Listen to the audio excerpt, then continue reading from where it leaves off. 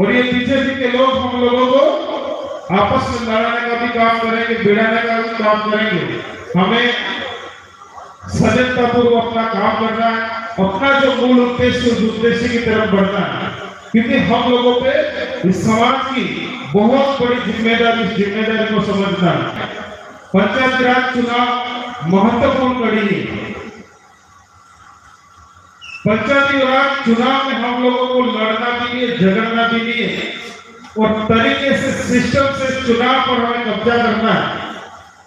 अगर पंचायती राज पर हमें कब्जा कर लिया तो डूंगरपुर की 4 सीटें आने वाले समय में यहाँ से 4 विधायक विधानसभा में जाने वाले हैं। सबसे पहले तो इस जीव जगत का कल्याण करने वाली मां प्रकृति को नमन, हमारे पुरखों को नमन, और साथ ही भारत आदिवासी पार्टी के हमारे राष्ट्रीय सदस्य भाई नाती भाई हो, हमारे प्रदेश अध्यक्ष रमेश जी मैया और तमाम प्रदेश कार्यकारिणी, संभागीय कार्यकारिणी और यहाँ के हमारे जिला अध्यक्ष ब्लॉक अध्यक्ष जी, हमारी महिला शक्ति और माइनॉरिटी समाज के हमारे जो भाई मंच पर आसीन है, एससी समाज के हैं, उन सब के साथ साथ भारत आदिवासी पार्टी के हमारे तमाम कार्यकर्ता, मेहनती, संघर्षशील और स्वाभिमानी कार्यकर्ताओं को मैं दिल से नमन जोहार करना चाहूंगा। साथियों, आज बांसवाड़ा जिले का जिला अधिवेशन है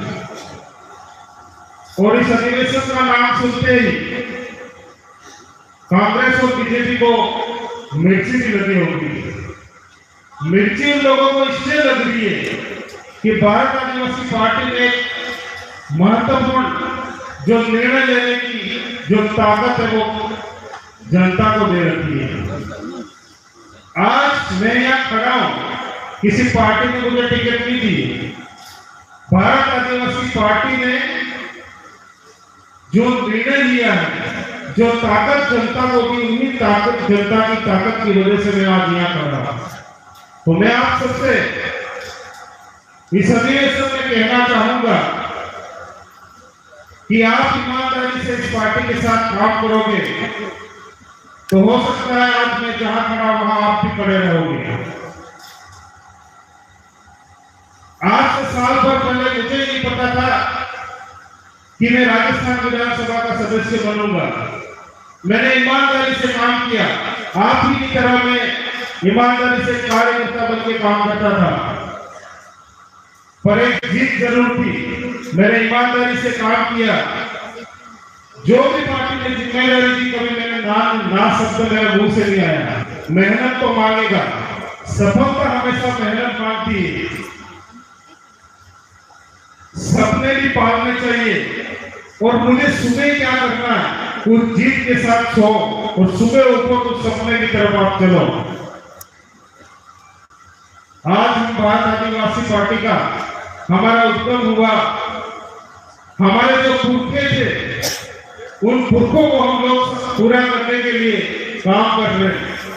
गोविंद भाई महाराज हो, बिरसा मुंडा हो, टाटा बिनी हो, उन सभी के जो अधूरे सपने थे हम सबको मिलकर पूरे करने हैं।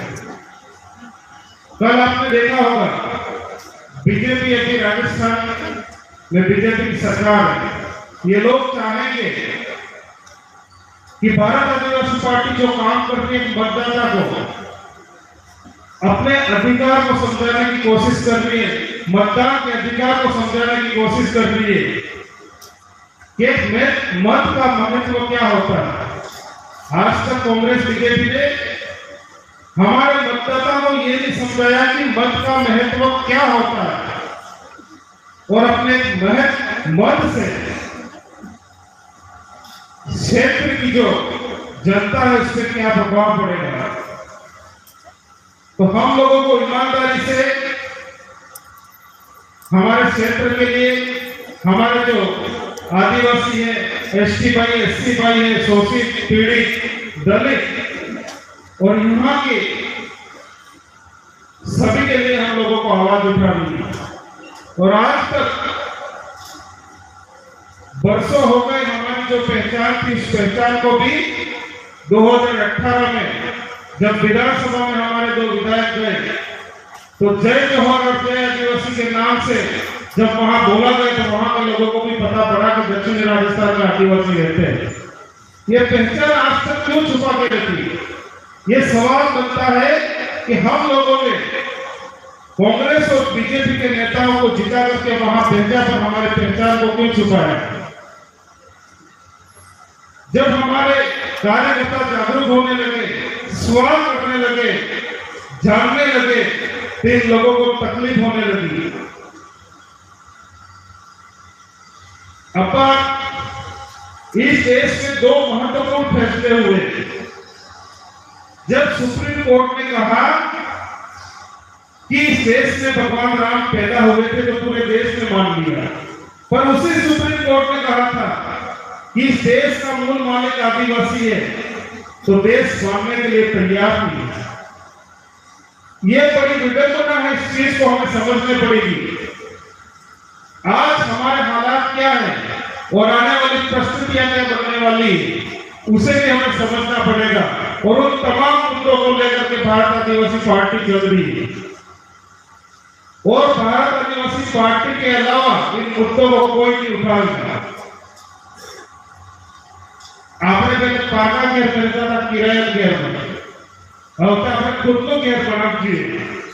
अब तो अपना खुद का मकान बनाया, उसी मकान को और मजबूत बनाना है ताकि लंबे समय तक चले और हमारे आने वाली पीढ़ी उसी छत के नीचे पले बढ़े और आगे बढ़े।